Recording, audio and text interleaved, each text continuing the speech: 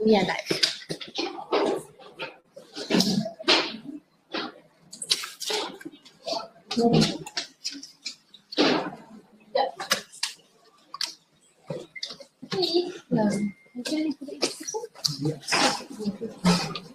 Hello, my name is Yejin. I'll be not presenter, but introducing presenter for you. Because we don't really. Hello, are you here for the introduction? Yes, it is. Oh, thank you. Sorry. Hi, guys. Yes, because we are not with a huge group. I was thinking maybe we can introduce ourselves a little and see if people are looking for a team, can have better view of who's here. Well, I'll start. My name is Yejin. I'm a third-year Bachelor Environmental Science student. I won't be participate in the hackathon, but if you have any questions, feel free to email me. You can probably find an email somewhere from me. Great. And this is, I will give introduction, but this is Harriette. She's senior scientist, and she will be also one of your jury panel. Yes, and there's Marta, who is organizing these entire things, so you'll probably have the most contact with her. There's Marta. And yes, can we go? Yeah, sure. I'm Veronica, the first year of Masters of Bio-Based Science, Circular Economy. Hi, my name is Melot. I'm second year master student of Resilient Farming and Food Systems. Hi everyone, my name is Feihan. I'm a second year master student of food safety. Hi, everyone. My name is Yusa, and also I'm a second year master student, and my major is environmental science. Hi everyone, I'm Novi from Indonesia. I'm in the first year of marketing and consumer behavior. Thank you. Hello everyone, my name is Nadif, and I'm here first year of Master of Sustainable Business Implementation. I'm Sebastian. I've also just started with Master in Sustainable Business and Innovation. Hello, I'm Sarah, and I'm also my first year in Bio-Based Sciences Master. Hello everyone, I'm Sadiq. I'm not sure where this is about, but I'm a graduate environmental masters. Hi everyone, my name is Dominica. First year at Chemical Sciences, specialization in policy and diplomacy. Hi everyone, my name is Fadi and I'm first year master in environmental science. Hi, I'm Abdul. I have a second year fashion business. Hi, I'm Esther, and I'm studying art and economics in Mexico. Hi, I'm Mike. I'm doing biosystems engineering mathematics. Okay, well. And we have 5 people online. Yes. Well, welcome everyone. The road to the ReThink Textile Hackathon is getting shorter and shorter, And we're happy to see that so many of you are excited to roll up your sleeves and work on innovating the current textile hackathon, textile production, and coming up with the plans to solve the current issues with the fast fashion. Last week, we organized a sustainable coaster weaving workshop. Did any of you attend? No, it's okay. To have a chance to highlight the importance of the sustainable textile production, and as well as to build the excitement of the coming hackathon focused on this very crucial topic. But today we'll dive deeper into the current challenges with our speaker of the day, Harriette Bos from Wageningen Research. After that, Marta will explain what you will do in the hackathon, including all the practical information that you might be curious about. Well, our first guest, Harriette, is joining us to discuss the challenges that we face during the transition to sustainable textile production. She is a senior scientist in sustainable textile who has been working on the development of the bioeconomy for over 25 years. Wow, yeah, both on the technical development side and on the systems issue. And research focuses both on renewable materials, including bioplastics, textiles, and on sustainability and system issues regarding the circular and bio-based economy. Welcome. The floor is all yours. Yes. I will help you with the clicker. Yeah. So this is the clicker. It should work. If you click on it, and if not, that was just a little bit of magic. Is it clicking? I think this direction. Okay, so just use some magic first. we were testing it and we got it. Yeah, otherwise I'll just use laptops. No, it should work. It should work. It's working. Can you click on it again? Yes. Great. Okay. Well, good afternoon, I think, everybody. So yeah, my name is Harriette, and I'm doing this together with my colleague Pauline Harmse, and it's actually her presentation, but I'm giving it today. We are involved in a European project, and the European project is also, one of the goals is also to reach out to students and to other people. And one of the subjects is on sustainable textiles. So we're very happy that we are able to together organize this hackathon. I'm a technical person, so I will tell a bit about the technicalities of the textile chain, but also go a little bit deeper in what we would like you to do. Well, generally, when you think of us, we have sort of three elements we need. Of course, most needs. We want to have shelter, roof over our heads, some warmth, and we want to have something to wear. So clothing, textile is a very basic human need. But when you look at the textile value chain, it's a very international business. A lot of the fibers are produced in China, far away. So I'll come to that later. There are a lot of actors involved. Depends on what kind of chain you're looking at. I mean, if you're looking at a cotton chain, of course, the cotton spinners and weavers, etc. If you're looking at a more fossil chain, so think about polyester, there's also the oil companies that are involved in the first steps, and then oil is dug up, and then it's turned into a plastic, and then the plastic is turned into a fiber, and then eventually ends up in a textile. It's a very worldwide business. A lot of our clothes come from China anyway these days, and there are very many steps. And yeah, what's also here, most of the money is actually earned in the later steps. So you start with the supplier of the feedstock, and then you've got the spinner and the weaver and the finisher and the confectioner, and then the branding and the retailer and the consumer. And there's a lot of money going on here, and there's very little money going on there. When we're looking at the global fiber production for textiles, it has been sort of stable for until halfway around the 80s or something. But what you see now is that it's really soaring. It's the total fiber production which was like 45 in 1990, is like 146 in 2000, expected to be 2030. And what you also see is when you're looking at this is that the green, for instance, is cotton. It increases a bit, but not so much. Just have a look. What is also the other bits? I mean, the upper ones here are all bio-based textiles, but what you see is really growing terribly fast is the fossil-based textiles, and that's mainly polyester. And that's also the textiles that are used for fast fashion, ultra-fast fashion, etc. So it's this that's really posing us with a problem nowadays. And sometimes also you see these movies of the dumping of textiles in Africa. It's just really too much. Well, everybody likes to think about circularity in textiles, so we use it several times, and we give it to our friend or to the neighbor, etc. But when you really look at what's happening in the textile chain, this is a graph of Ellen MacArthur Foundation, about 70% of all the textiles are landfilled or burned.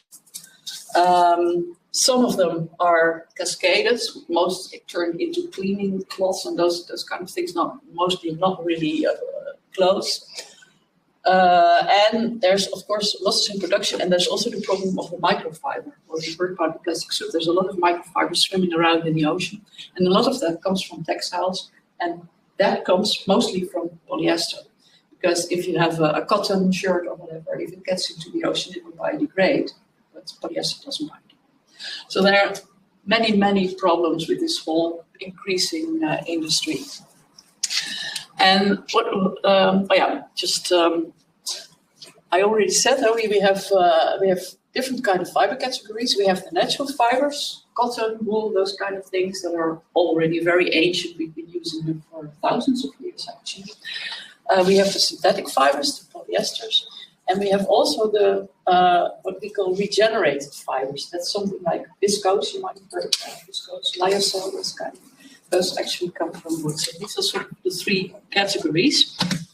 And when you look at the size, then we have the natural fibers, so the thickness of the arrows gives the size of production every year. So little animal fibers, wool, down, those kind of things. Cotton is very big in the plant fibers, but also things like flax and hemp.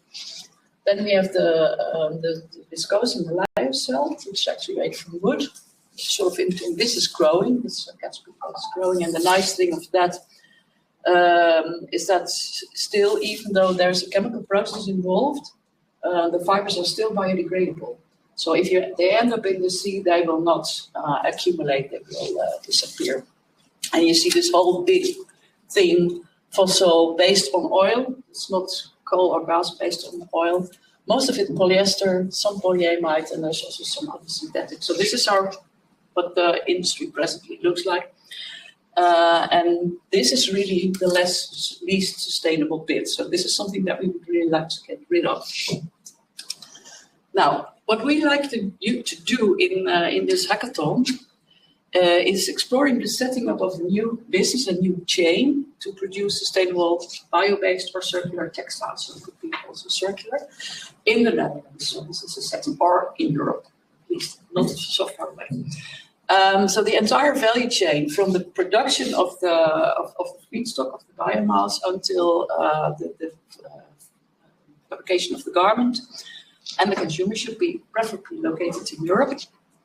And what we like to do is develop a business plan, because there are many things to consider when you are going to set up a new chain in Europe. Of course, we always had these kind of chains. I mean, we used to make our own clothes, but this has sort of come into a really international, really worldwide thing. And we would like you to explore the options to sort of reshore it and get more production in Europe. So we want you to make a business plan for a company using that, as well as a marketing plan. So how are you going to explain this to consumers, to the people you want them to buy your clothes? And it's a bit optional. We expect that also students from maybe Artes or maybe also Saxion will join. So you can also work on the design of the product if you want to, but then you should not stick with that only, because we also want you to make a business plan. So I'm going to give you a little bit more depth of what kind of things you need to consider. If you're going to produce a garment, you need a fabric. And that fabric needs to be made by generally weaving, knitting, or it could be a woven. So you need someone to make that for you. Then the fabric is made of a yarn, and that yarn can come either from the natural resource, cotton or flax or whatever. It could come from, as I said, from this viscose route, so using wood, extracting cellulose, and then making fiber. And then it comes from synthetic, but we don't want to discuss that in the hackathon. So you need these steps, you need these companies actually to help you produce this garment.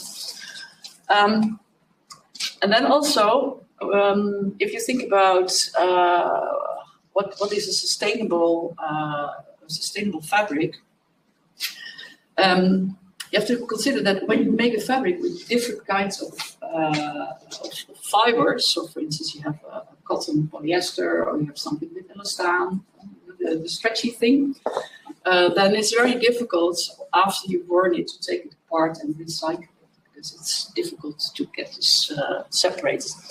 And you can have a look at that from here. This is a garment from Pauline. She makes loads of her clothes herself. And when you really zoom into, this is a SEM electron microscope picture. So this is about 300 micro thick in reality. So that means that these things are about the thickness of your hair. So this, when you really zoom into into this fabric, well, you can see how it is made, and also from this one you can see this is all the same fiber. So this is a really mono fabric, a mono fiber fabric. Of course, cotton doesn't really grow in Europe. You could explore that. Maybe we could grow it in Europe, but this is not really a European crop.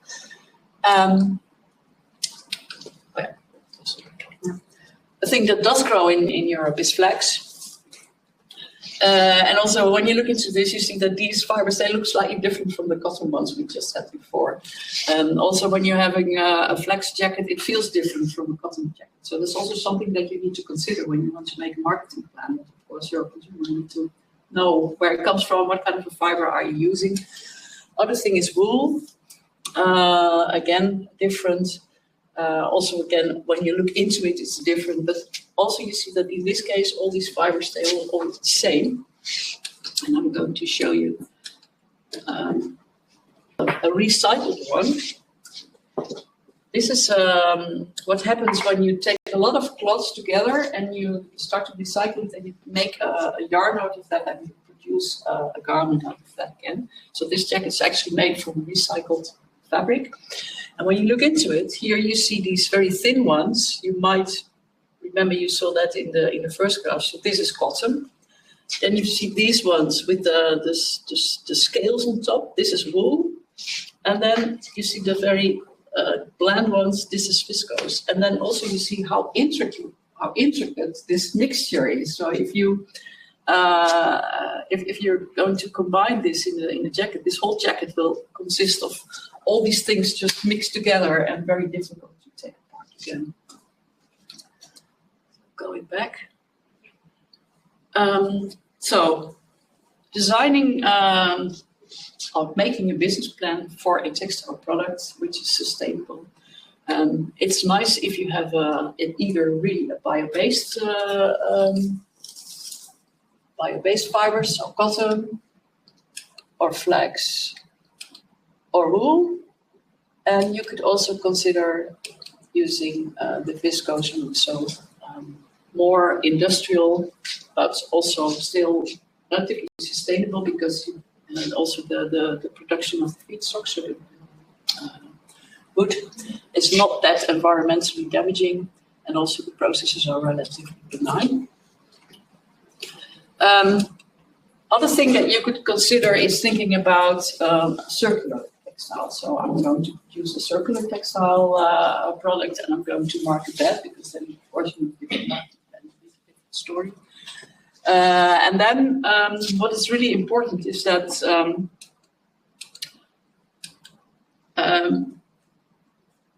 if you think about recycling, as I already said, when you have all these fibers together, it's difficult. So if you want to have a circular textile, something that you can recycle, for instance, you need to consider using only one feedstock, so maybe only cotton or only wool.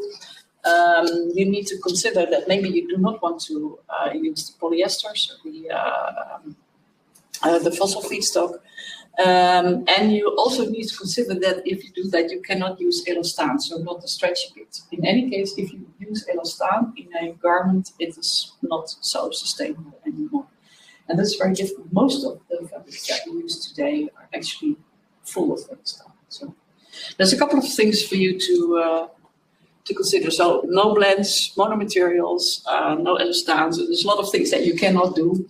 And then, of course, that also feeds back to in the way that you need to steer your producers in how they produce the yarn that will make your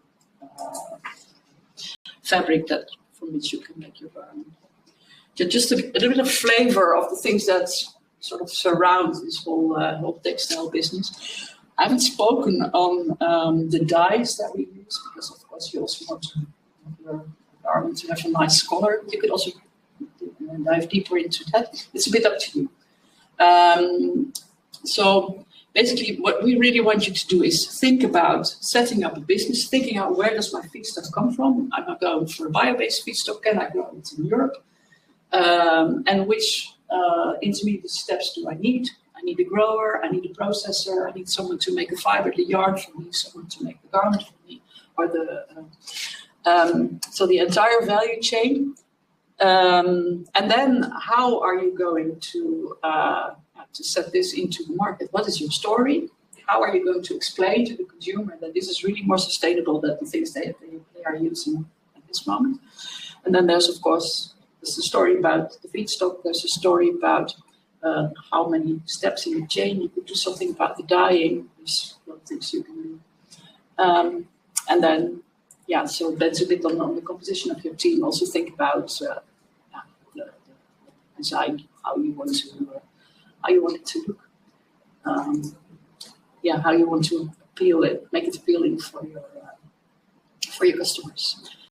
So that's roughly. I mean, it's a bit. It's a lot. You will have also, but you're going to explain that when you start the hackathon, there will be experts to help you guide through these steps and explain a bit more how they fit together and where you can what you can use and what you cannot use. And I think Marta, that you will. Thank you. Yeah. Well, thank you so much for your presentation. It was very helpful to learn how the real life problem is and how we can take that into account when we're innovating the current industry. We'll take a moment to ask questions about the presentation of Harriette. Yes. So yeah, I think you have to be on the stage. So just to be sure, we are as the brand here, and we have the product, and we're trying to find out like where our suppliers are. And do we have to choose existing companies, or can we just like invent those? Marta. Yeah, just ask. That's a good question. Are we going for really existing companies, or can we also line up some hypothetical companies? What do you normally do in a hackathon? Yeah, I think it's a short format, so I think there is also space for creativity and for making things hypothetical, because and then you can, if you follow with the next step, that's the moment where you can make the reality check. But the hackathon is really about the first ideas and first Yeah, I think also if you go for already existing companies, it's more difficult to step away a bit from the path that everybody is taking. So you could also sort of make an outline of what you want someone earlier in the chain, what you want them to do for your product that you are putting into the market. There was a question from the chat. Must we stick with the raw materials that you mentioned? No, but you have to make sure that they are sort of that you can grow them in Europe or you can produce them in Europe. It's because we really want this European value chain, because it's so different from what's done today, and it's an additional challenge, of course, to do that. Yeah. So when we're sourcing pricing, we have to stick to European pricing, even if we have to Yeah, I think that's part of the So you have to go to a more upmarket product. Yeah, the cheaper, the less sustainable generally. So it's but that is really something to consider, and also something then to explain, of course, in your plan. Yeah. You have any questions? And from another questions? Not anymore. Yeah. So I'm back. Next, Marta here will tell you more about the hackathon itself. I'm pretty sure a lot of you are curious about that. She is responsible for the implementation of the ReThink Textile Hackathon, and she's here to answer all of your questions about the hackathon. We usually receive many questions about the time investment and then the timeline, etc. So yes, save your unanswered questions for the Q&A session afterwards, but here's Marta. Okay, let's see first the pointer works. This is contact details. Yeah, that's Pauline. And you can maybe also check the website Yeah, if you're interested. I think that's good because we write little booklets, and we have 2 booklets on circular textiles, which also explain a bit more about the feedstock, where it comes from, and also the alternatives. It's called Circular Textile Part 1 and Part 2, I think. So you can download them free from this site that's over there. So it can really be helpful to give you a bit of background and then work from that. So. Great, thank you for the tip. So now about the hackathon. You already heard about what is the assignment, what you have to work about. So I hope you are excited about it. I hope that people who are here in the room are interested in textile. And like when you hear the assignment, what do you think? Is that something you have some ideas about? Like, is that? Yeah, okay, yeah, cool, okay. So now about the time. So hackathon is like a mini challenge. What does it mean? It means that we kind of keep it short, sweet, and fun. So it's really about coming up with ideas, the first ideas that you might want to explore in the next step, but during the hackathon, you are kind of a little bit quick and rough, let's say. So it consists of 3 events, and they spread through the period of 2 weeks in total. And the first one is the pressure cooker. It's on the 12th of November, and it's a full day event. And it's like it sounds like a pretty tough time investment, but I have to say that you also get a lot in return. So this is the day where you kind of hear a little bit more about the sector, you get more explanations. This is really a moment to really dive into the topic. You also get to know a little bit of the tools. So how do you work on a business model, like business idea? What is marketing plan? So we have a facilitator who is going to facilitate it, but he's also he has a lot of experience with startups. So he will also give you some tools. Harriette and Pauline will be there to explain a little bit like a bigger picture. And then you will have a team who will explain more like how to do the way to do. And in the afternoon, we'll have a group of experts, and they will be there to give you some feedback on your ideas. And then you will have some more time to work together in your group, develop it further. At the end of the day, you will pitch it again to the experts, get a little bit more feedback, have a little bit more time to work on it, and then you go home. So it's it's intense, but I think it's really fun. We had organized it in March, and it was really a very nice event with a lot of energy. And of course, food is provided, so don't worry about that. So we think this is really nice way to engage and explore what does it mean to be part of the challenge, but also to get to know other people and get to know a little bit more about the topic. Then we think the pitching workshop, which is 2 days later in the evening, so it's after the classes, it's a really good pitching workshop. So we have a professional who is very skilled in giving pitches, and he really gives a good training on how to pitch. So I say always, even because of the pitch workshop, it's worthwhile to join the hackathon.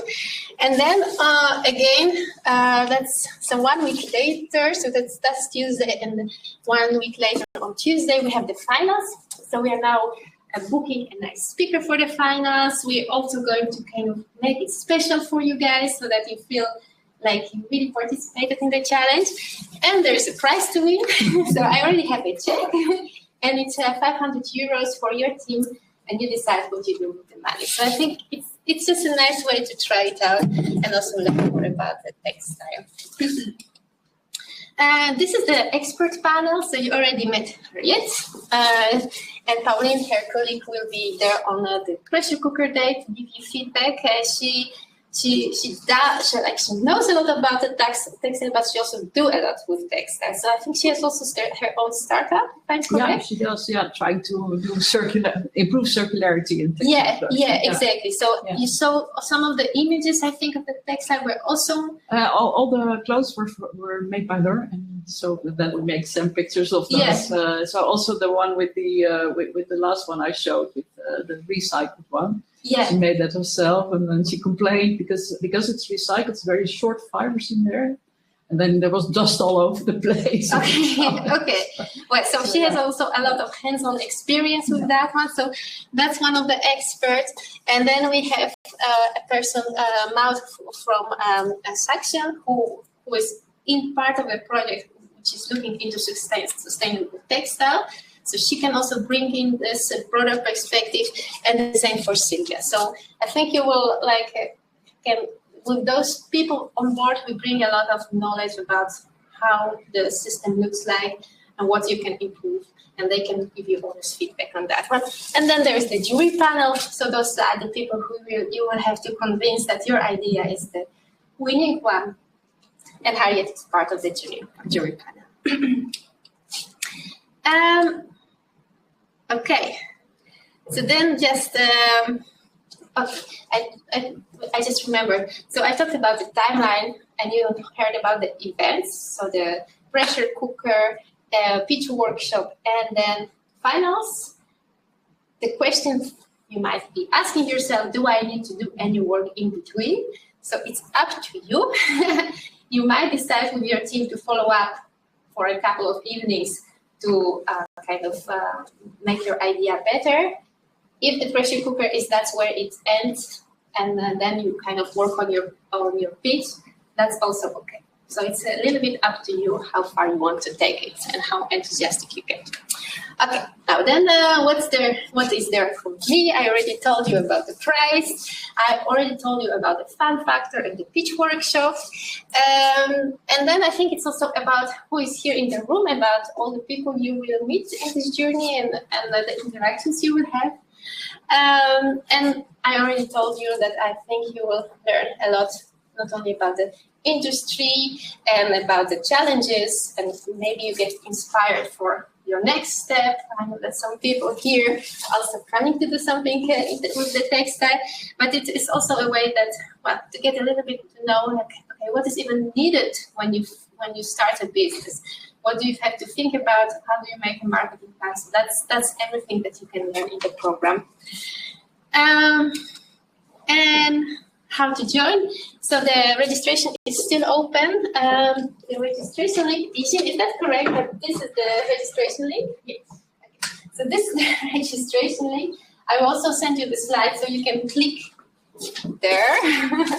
But you need to register before 4th of November and then come to the pressure cooker day. If you want to create a team in advance, that's possible.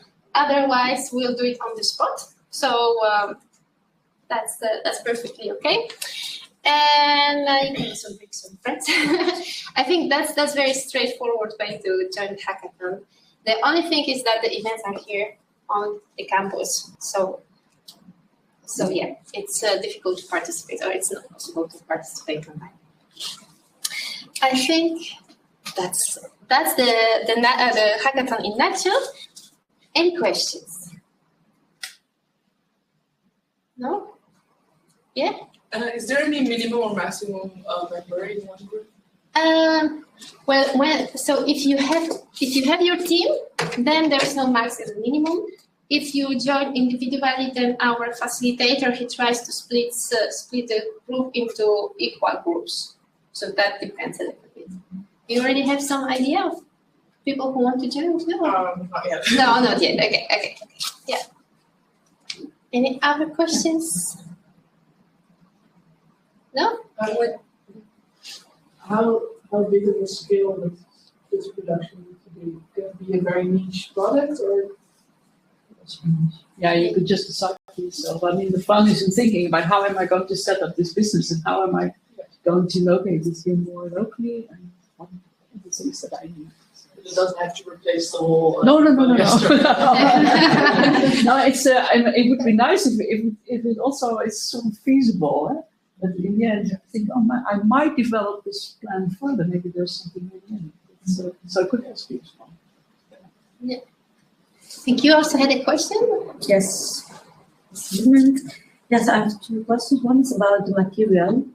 If we have the idea of using a new material, should we have also some literature or existing references that says that yes, this is possible?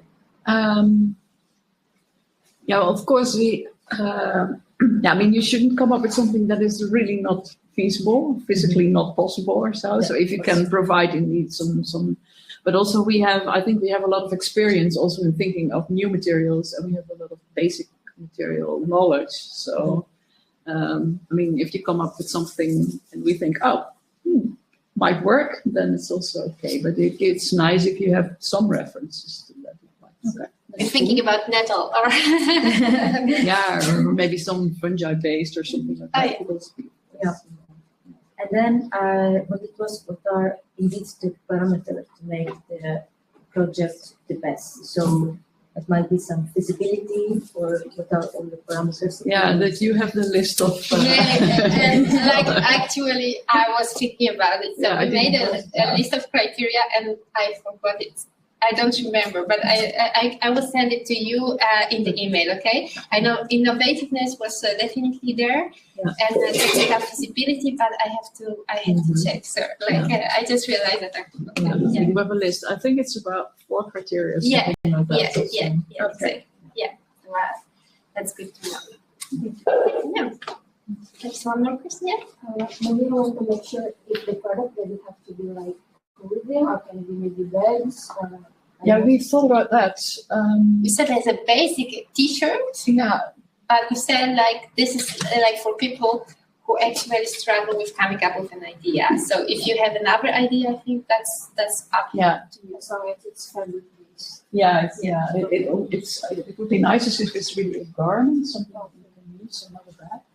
But we thought about this. I mean, you shouldn't stick too long on deciding what you're going to make. So it's also if you're not so sure, you can just make a T-shirt. That's fine. Any other questions?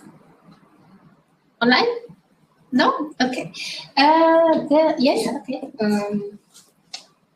So it's not. It doesn't need to start with the production of the fiber. It can also be reused from the. Yeah. So, for example, from the. Industry waste. Yeah, it could be reused, but then you really need to think what kind of fiber or what For kind example, of. from CMT production facilities with cotton. What facilities? Sorry? Sorry, I didn't hear. CMT companies. So I the don't know cut, what CMT is. the facilities where they cut and sew. Okay, so that's, yeah. But then you need to think about the sustainability of this fabric as a starch. So I mean, if it's just cotton, that's fine. But if you've got this really mixed thing with a lot of exile and other things, that's not so well. Yeah. So that's therefore you can even think of a new brown or a new red fabric or something so. And then also your story should fit, of course. Yeah. Okay. If there are no more questions, I'll take a minute to make a promo speech. So I think that everybody who is here is somehow interested in textile.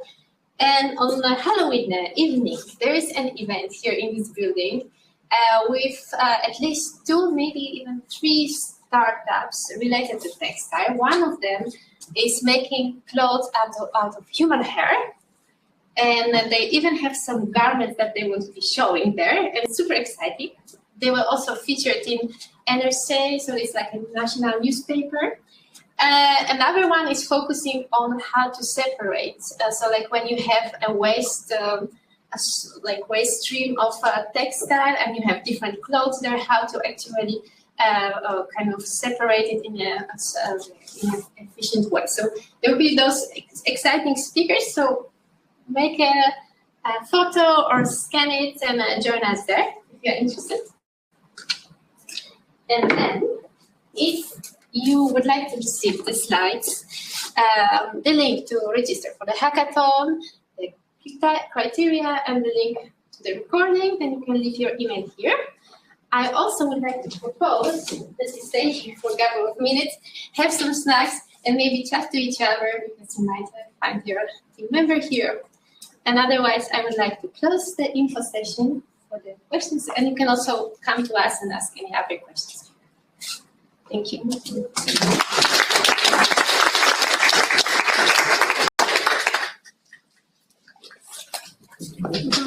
Nice. Yeah.